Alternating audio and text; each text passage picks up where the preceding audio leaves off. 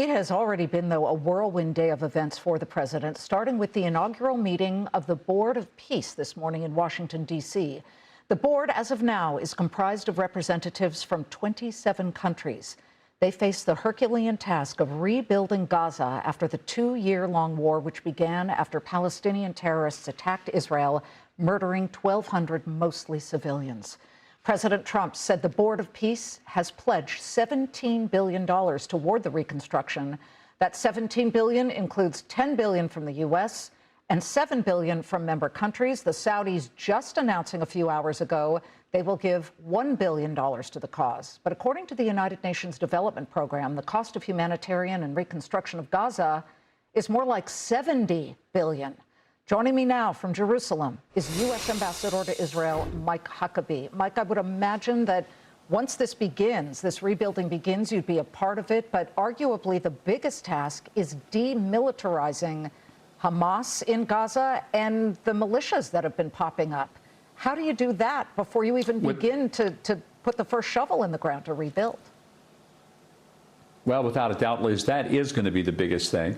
I would say that we've accomplished some of the biggest things already. Notably, all the hostages are home, every last one of them. That is incredible because it's the first time since 2014 that all hostages in Gaza being held by Hamas are now home, both living and deceased. The second thing that is really a big win for the president is that the Board of Peace is being able to move from this position of the ceasefire that for over 4 months meant that none of us living here in Israel have had to rush to a shelter in 90 seconds to avoid an incoming ballistic missile or a rocket. That is a big deal for people who enjoy a good night's sleep. So there are many cynics who say, well, is this going to work? Well, it's already working. But the big test is, without doubt, the demilitarization of Hamas and getting them out of there. They can't stay there. The president has been clear. Any idea that they could stay in Gaza would be like saying that the Nazis could continue to stay in Germany after World War II and have a role in the future of Germany. Yeah, I mean, I think everybody should agree on that, and hopefully the members of the Board of Peace do as well. However, I mean, just last week, Doctors Without Borders had to vacate. They had to suspend their operations at Nasser Hospital in Gaza because there were armed men who were running around. I mean, this is just not prime at the moment for construction workers to come in and start fixing the situation. So what is the first step that needs to be done? And could some of the money that has been dedicated to this go toward that? I don't even know what it would look like. I don't think anybody doubts that the next big step is the demilitarization and the disarming of Hamas, because until that happens, who's going to want to live there? Who's going to want to build there, invest there? We hear a lot about what could be a massive building project, 22 miles of beautiful beachfront property, big hotels, wonderful tourist opportunities. It's aspirational. It could happen, but it will never happen as long as Hamas has anything to do with it. They have to go. They said they would, but they've lied about that like they've lied about everything else. So that's the next big moment. You know, there have been so many conflicts, Ambassador, throughout the years. You're well aware of them. We all are, where at the end of it, the people, the terrorists who had initiated the violence on Israel then began whining and crying, saying Israel has to pay for the reconstruction of it. Israel would then donate money, cement to rebuild, and the terrorists take the cement and build the tunnels for the terrorists once again. So how can you ensure, and have you spoken to the president about making sure this isn't throwing good money after bad, knowing what's happened in the past? One thing I'm pretty confident about is the president does understand construction. He understands what the budget should be and how much it should actually cost. The great tragedy of Gaza is that it could have been Singapore, but Hamas turned it into Haiti.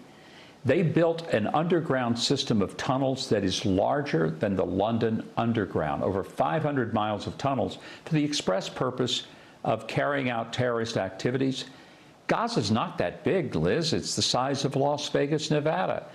But all they have created is a hub of murder and mayhem.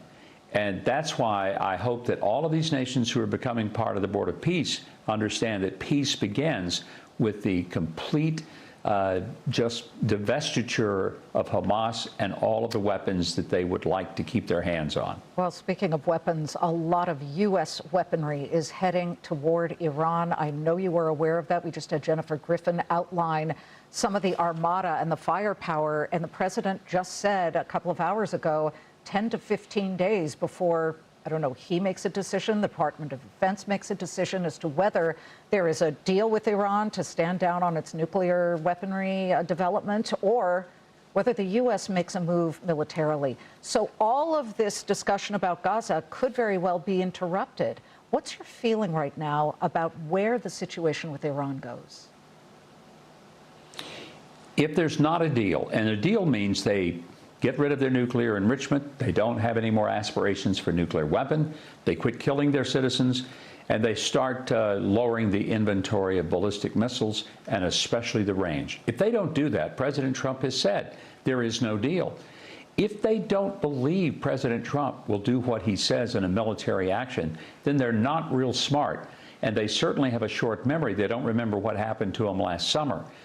I hope Americans understand that this is not just about Israel or the Middle East.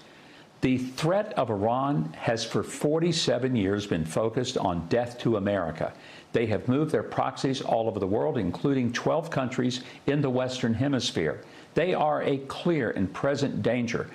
They hired a would-be assassin to murder President Trump. They killed hundreds of Americans. And they also are the largest state sponsor of terror. They finance the Houthis, Hamas, and Hezbollah. If we don't step on that oxygen hose, we continue to deal with the proxies. Get rid of the Iranian regime, let those people live a free life again, and you really do realign the world. Okay, get rid of the Iranian regime. Those are loaded terms, Ambassador. Who does that? Is the U.S. going to be in the business of regime change?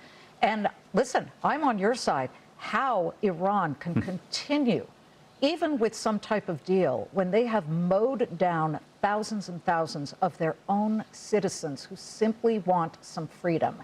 It's appalling, and they are a scourge. I'm talking about the mullahs. Certainly not the Iranian people. Yes. A scourge on the world.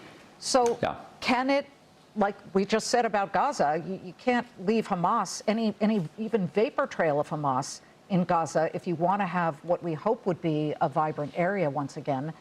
Can Iran have even a vapor trail of the mullahs and the regime that is in there now? I think there's going to have to be some significant change. Now, that's not going to be probably an American action. It more likely would be something that the Israelis would target and do. And it may not happen at all. But this is a regime that has really just destroyed the lives of the Iranian people. I'm so glad you made that distinction, because all of us need to realize the Iranian people are a lovely people, well-educated, thoughtful, fashionable. 1979, they were the envy of the world in so many ways. But because of the Ayatollahs and the radical Shia government that they installed, these people now don't have food, they don't have enough water, the electricity is not consistent, and they are living under the brute force of a government that will murder them in the streets, maybe as many as 60,000 in just the last month. That is a serious threat to humanity. You got a lot on your plate, Ambassador, but you're in the country that represents the one democracy in the Middle East, Israel, of course. And let me just end with this. Should Israel be expected to even pay one penny to rebuild Gaza at this point?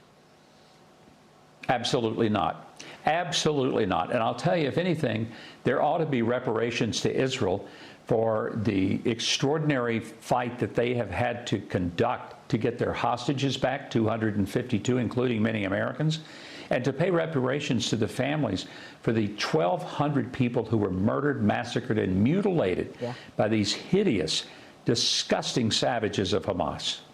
That's the word. Let's end with that. Governor, thank you. Ambassador, thank you. I know you, Governor of Arkansas, we go way back. We do.